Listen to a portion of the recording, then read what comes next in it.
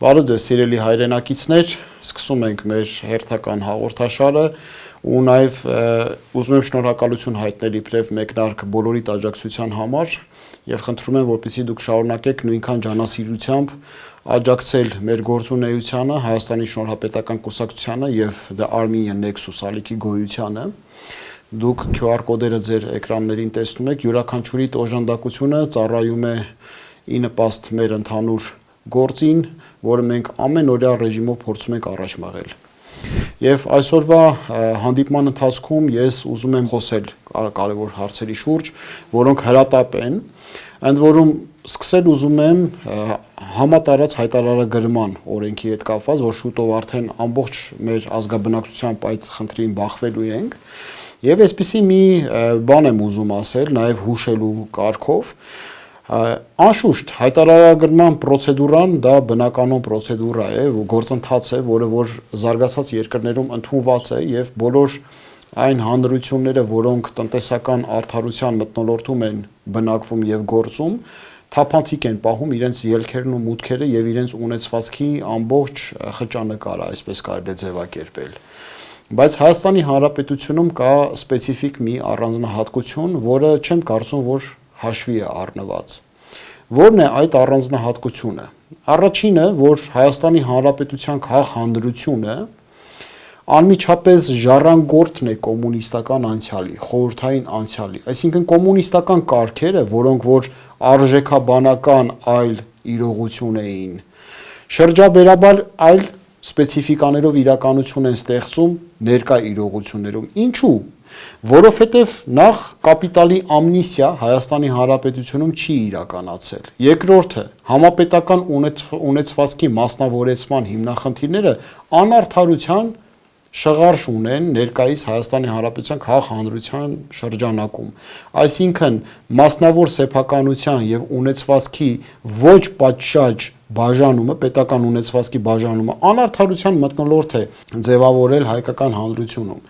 Բացի այդ, մենք գիտենք, որ 90-ականներին բազմաթիվ խնդրահարույց որոշումներ են իրականացվել,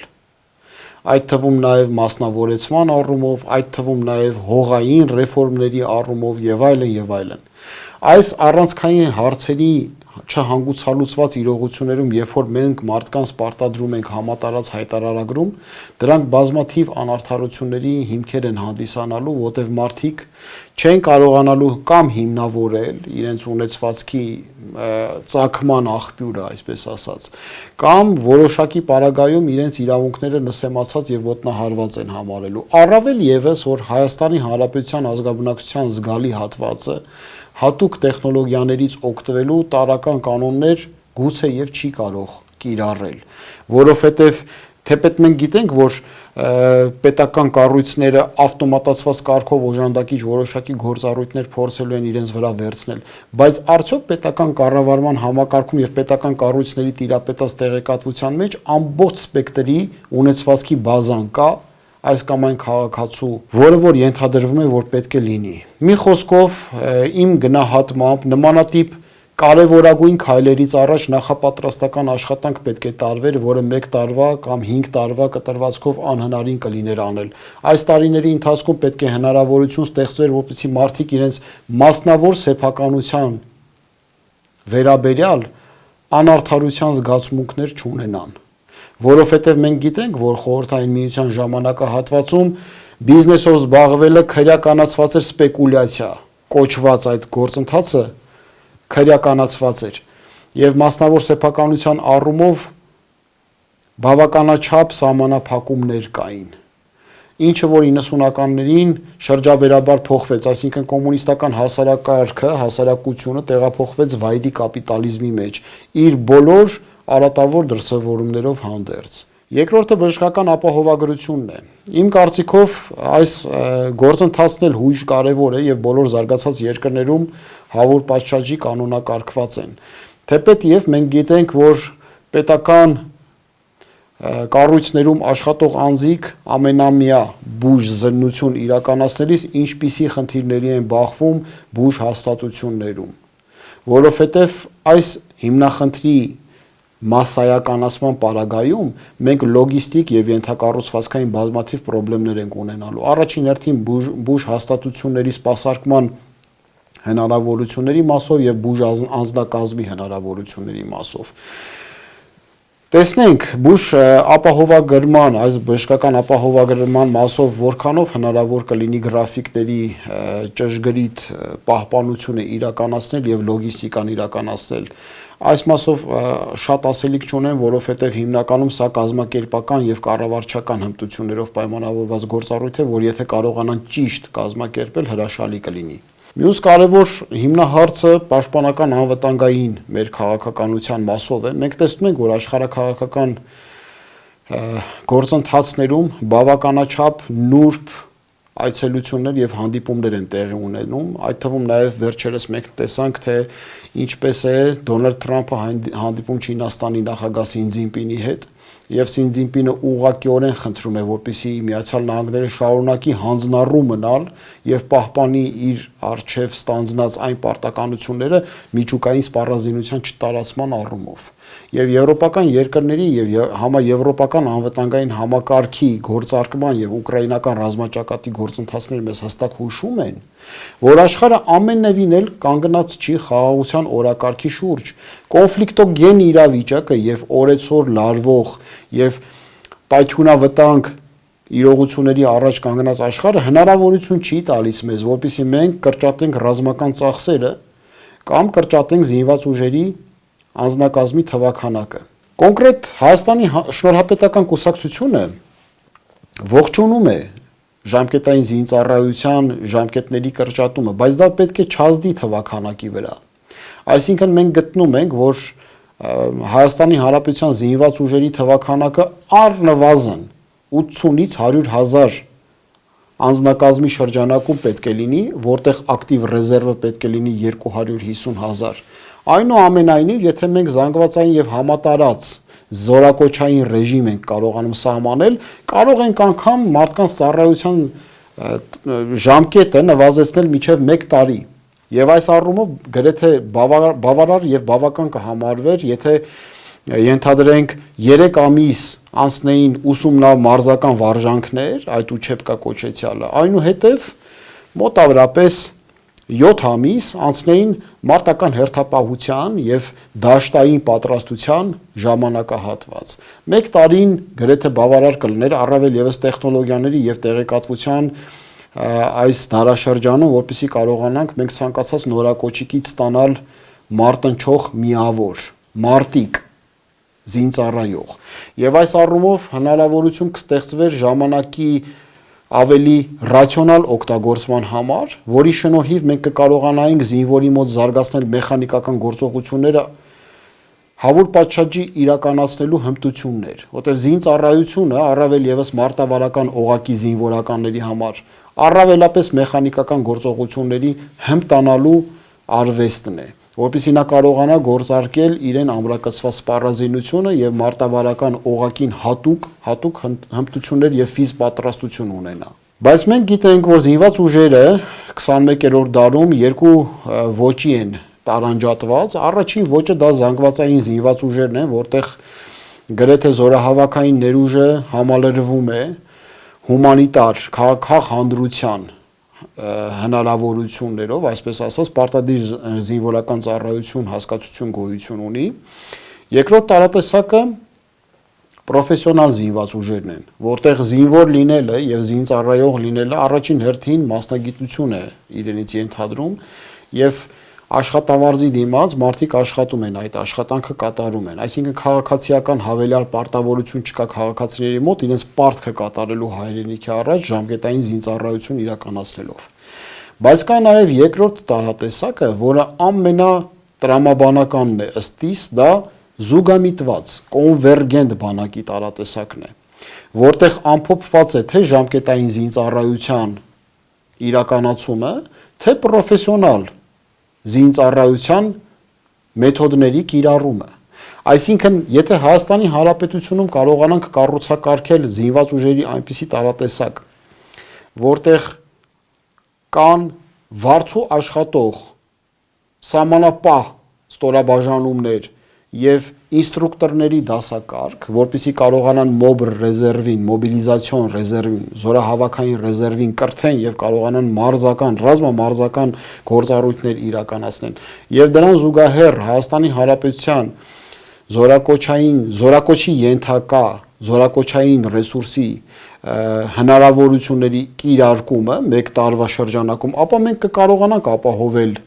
այն թվականակը, որը բավարար կլինի Հայաստանի Հանրապետության ֆիզիկական անվտանգությունը ապահովելու։ Ինչի համար է սա կարևոր։ Շատերը կարող են ասել, որ մենք թևակողում ենք խաղաղության դարաշրջան։ Քավլիցի որևէ մեկը չի կարող բացասական ինչ-որ մի բան ասել խաղաղությանը։ Խաղաղությունը դա բնական պահանջ է, այնպես ինչպես որ կյանքն է։ Բայց խաղաղությունը ինքնաբերաբար չի լինում։ Խաղաղությունը անհրաժեշտ է սպասարկել։ Խաղաղությունը հենվում է պաշտպանունակության եւ մարտունակության հատկանիշների վրա։ Հանրույթի, պետության, համախառն ներուժի վրա։ Ինչքանով ենք մենք իզորու լինելու այդ խաղաղությունը սպասարկել։ Որքան հնարավոր կլինի Հայաստանի Հանրապետությունը կկարողանա սպասարկել այդ խաղաղությունը ինքնաբերաբար հնարավոր կլինի իրագործել գետնի վրա։ Որտեղ եթե պաշտպանունակ չլինի պետությունը, ապա այդ խաղաղությունը կդառնա ուտոպիա, անիրական, օտար պետությունների քմահաճույքից կախված շքեղություն։ Ընդ որում խաղաղությունը ինքնին շքեղություն է։ Եվ շքեղությունը, այդ շքեղությունը իրենց կարող են թույլ տալ միայն հզորները։ Այս առումով Հայաստանի Հանրապետության զինված ուժերի բարենորոգչական գործընթացները ծավալելու համար անհրաժեշտ է դիտարկել զուգամիտված կոնվերգենտ բանակի տարատեսակը, որտեղ հրամանատրումը առաջադրանքի միջոցով սկզբունքներով առաջնորդվող բանակ կլինի։ Ընդ որում մի շատ հետաքրքիր պատկերավոր օրինակ կա, թե ինչով է տարբերվում նախկին խորհրդային միության զինված ուժերի գենշտաբի մոդելը արևմտյան հրամանատրում առաջադրանքի միջոցով զինված ուժերի մոդելից, ինչով է տարբերվում։ Պատկերացնենք մի սենյակ, որտեղ բոլոր աստիճանակարգի սպաները ներգրավված են, սերժանտից մինչև գեներալ։ Սովետական մոդելի զինված ուժերում ով է սուրճը եփելու։ Պատասխանը ակնհայտ է, կոչումով ամենացածրը։ Հրամանատրում առաջադրանքի միջոցով զինված ուժերում, որը որ արևմտյան մոդելի գլխավոր շտաբ է ենթադրում, այսինքն աստիճանակարգի այդ մոդելն է, որտեղ ամեն ենթակա իր որոշումները կայացնելու չափաբաժինը ունի եւ պատասխանատվությունն է կրում։ Սուրճը եփում է այն սպան, որն ամենամոտն է կանգնած սուրճ երփող սարքին։ Նպատակահարմարությամբ պայմանավորված որոշում է սա։ Այսինքն ստացվում է, որ արևմտյան ոճի գլխավոր շտաբերում ծառայող յուրաքանչյուր սպա, անկախ իր ուսադիրների աստիճանակարգից, առաջին հերթին հայրենիքի պաշտպան է եւ ելնում է իր գործունեությունը իրականացնում է կանխավարկած ունենալով հենց այդ սկզբունքը, որ նա հայրենիքի պաշտպան է։ Զինված ուժերի սպաների ուսադիրների արդեն աստիճանակարգը առնչվում է նրա պարտավորությունների չափաբաժնին։ Մնացած բոլոր ամեն ինչով նրանք մեկն են հայրենիքի աչքի առաջ, զինվորից մինչև գեներալ։ Այս սկզբունքը բացահայտելու համար բանակային մշակույթն է պետք փոխել, զինված ուժերում ծառայության մշակույթը, ենթակառուցվածքները, աստիճանակարգը, անձնակազմի կրթական մոտեցումները, այսինքն ռազմաուսումնական հաստատություններում տրամադրվող մոտեցումները, գիտելիքները պետք է փոփոխվեն։ Ես կարծում եմ, որ անհնարին է նախկին համակարգը հիշեցնող համակարգերում նմանատիպ շրջաբերաբար այլ մոտեցումներ կիրառել, որովհետև համակարգերի կորպորատիվ մշակույթը իր չարաբաստիկ ազդեցությունը միշտ ունենում է։ Լուծման մեթոդները բազմաթիվ կարող են լինել, բայց այս կոնցեպտուալ հարցերին պատասխան ցավոք սրտի մենք չենք տեսնում Հայաստանի Հանրապետությունում։ Անկամ 2020 թվականի ռազմական գործողություններից հետո մենք չտեսանք 2020 թվականի ռազմական գործողությունների ամփոփ վերլուծությունը որպես այդպիսին։ Եթե անգամ կա, ապա դա հանրամատչելի չի, մենք չենք կարողանում դա տեսնել։ Ինչ օբյեկտիվ եւ սուբյեկտիվ գործոնների ազդեցությամբ տեղի ունեցավ այդ պարտությունը։ եւ գործընթացների այսպիսի դասավորվածքը։ Անկամ մենք տեսանք, որ 44-օրյա պատերազմի քննիչ հանձնաժողովի զեկույցը գաղտնի փաստաթղթերի թղթապանակի մեջ դրվեց եւ համալրեց համապատասխան դարակաշարը։ Այս առումով, եթե մենք չգիտենք, թե ինչն էր պատճառը, որ հանգեցրեց այս ողբերգական իրողություններին, եւ իբրև դրանից ածանցվող մեկ այլ կարևորագույն փաստաթուղթ մենք չգիտենք, թե ինչ որակի եւ մասշտաբի պատերազմներ կարող են սպառնալ հավանական ամենաաղետալի իրադարձություններով հանդերձ։ Հետևաբար չենք կարող իմանալ ինչ կառուցվածքով, ինչ կադրային համալրվածքով եւ անձնակազմով ու սպառազինությամբ զինված ուժերը պետք լինելու Հայաստանի Հանրապետությանը։ Զինված ուժերի թվականակի մեխանիկական կրճատումը կարող է վտանգավոր լինել Հայաստանի Հանրապետության գոյության համար։ Այս առումով անհրաժեշտ է, որ ժամկետային զինծառայության ժամկետի նվազեցումը ամենևին էլ իր հետևից չբխեցնի թվականակի նվազեցում։ Այլ ընդհակառակը զորակոչային ռեսուրսի թվականակը էլ ավելի շատանա, որտեղ ես վստահ եմ եւ կարող եմ վստահաբար պնդել, որ Հայաստանի Հանրապետության զորահավաքային ռեսուրսի ոչ զգալի հատվածն է զորակոչվում զինված ուժեր ծառայելու համար։ Բացի այդ, մենք գիտենք, որ զինված ուժերի ծառայությունը կարող է համալրվել նաև պահեստազորի պարբերական զորահավաքային վարժական հավաքների շնորհիվ։ Սա էլ պետք է ակտիվացնել եւ կարողանալ այդ ցուցակները թարմացնել։ Ամեն անգամ զինկոմիսարիատները զանգահարում են նույն մարդկանց, որտեղ ցուցակների համալրման եւ ցուցակների թարմացման լոգիստիկան հնացած է։ Ժամանակին ես առաջարկում էի, որ յուրաքանչյուր համայնքի ղեկավարին կից լինի նաեւ զինվորական ատաշե, կցորդ։ Այդ զինվորական կցորդը պետք է կարողանար հաշվարկել ամբողջ համայնքի մոբիլիզացիոն, զորահավաքային ռեսուրսը, ինչպես նյութական, այնպես էլ մարդկային ներուժի համատեքստում։ Մարդկային ներուժը դա ենթադրում է այն զորահավաքային ռեսուրսը, որը զինակիր քաղաքացի է համարվում պահեստազորում եւ ըստ այդմ իր պատրաստակամության աստիճանով պայմանավորված, որ օղակի զինվորականության համար է նախատեսված լինելու։ Արդյոք բանակն ավարտելուց հետո, երբ որ բանակը զորացրվելուց պահեստազոր, այդ մեկ յունիթը զինվորականը նախքին եղել է մարտավարական օղակի, բայց 15 տարի հետո իր կրթական ցենզը մեծացնելով հանդերձ աճել է ռազմավարական օղակի, ով է այդ մոնիթորինգը անելու, որ կարողանա նրան բարձրացնի ռազմավարական օղակի միավոր որպես օգտագործվի պաշտպանունակության կարիքները հոգալու համար։ Այսինքն այդ զորահավաքային ռեսուրսի մշտադիտարկումը եւ անընդհատ կապը հենց համայնքներում հույժ կարևոր է պետության պաշտպանական կարիքները հոգալու համար։ Բացի այդ, նյութական զորահավաքային ռեսուրս գոյություն ունի, նույն ամենագնացների, նույն մեխանիզացիայի, տեխնիկայի առումով, որոնք որ բանակի կարիքների համար հույժ կարևոր են, ապաստարանների, ապակենտրոնացված պահեստային հնարավորությունների եւ այլն եւ այլն։ Այս ամենը առաջարկվել էր, բայց ցավոք սրտի մենք տեսնում ենք անընդհատ ձախողված գործընթացներ։ Մենք չենք տեսնում, որ Հայաստանի Հանրապետությունում զորահավաքային ռեսուրսի կառավարման պատշաճ մոտեցում կառուցակարգված եւ ներդրված լիներ։ Մենք չտեսանք, որ զինված ուժերի զարգացման համատեքստում այլ ուժային կառույցները կարողանան ինտեգրվել պաշտպանական անվտանգային համակարգին։ Հույսներս այն էր, որ ներքին գործերի նախարարության ենթակայության տակ գործող այդ քաղաքային ոստիկանության գվարդիան, որը պետք է որոշակի ֆունկցիաներ իր վրա վերցներ, որոնք խաղաղության ժամանակ պետք է լինեին հստակ, պատերազմի ժամանակ իր գործառույթներով հանդերձ այլ գործառույթներ ինտեգրվեցին։ Ես ինքս առաջարկել էի, որպեսզի ոստիկանության գվարդիան կարողանա խաղաղության ժամանակ հակաահաբեկչության գործառույթներ ունենա, պայքար կազմակերպված հանցավորության դեմ, պայքար թմրանյութերի շրջանառության դեմ եւ պայքար սահմանադրական կարգը տապալելու գործընթացների դեմ։ Այդ 4 գործառույթները խաղաղությանը համահունչ պետք է լինեին։ Այսինքն ահաբեկչության դեմ պայքար,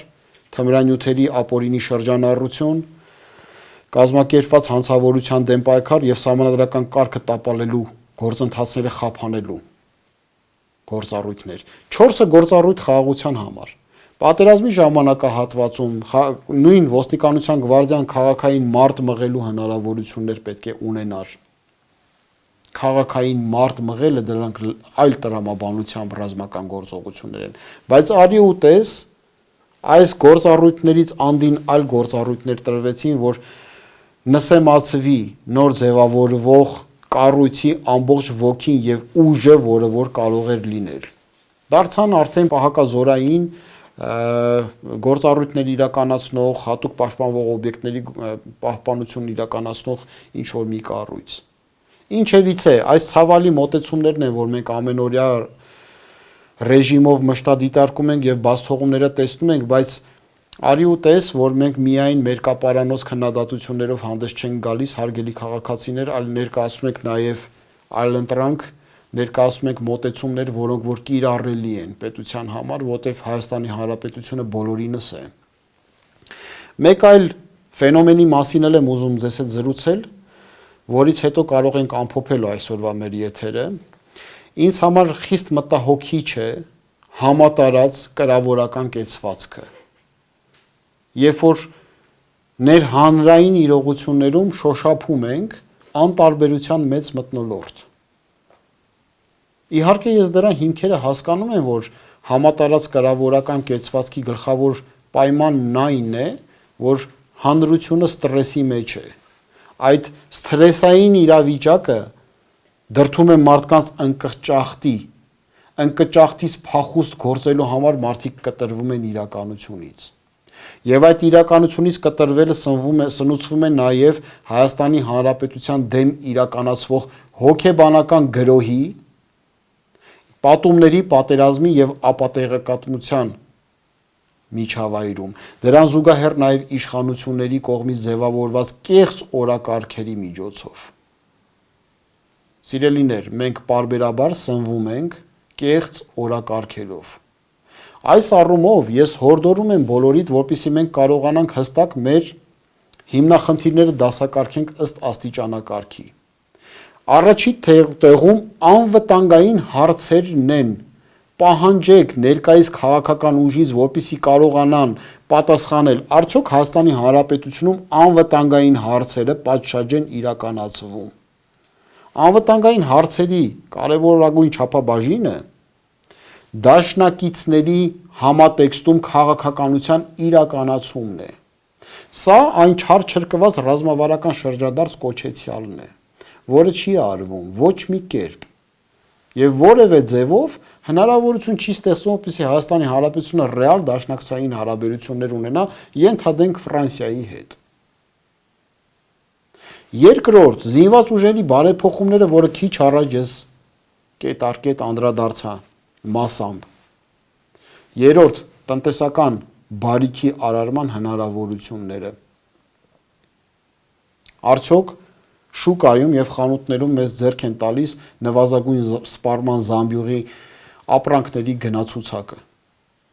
Անվտանգային հարցը իմպերատիվ է։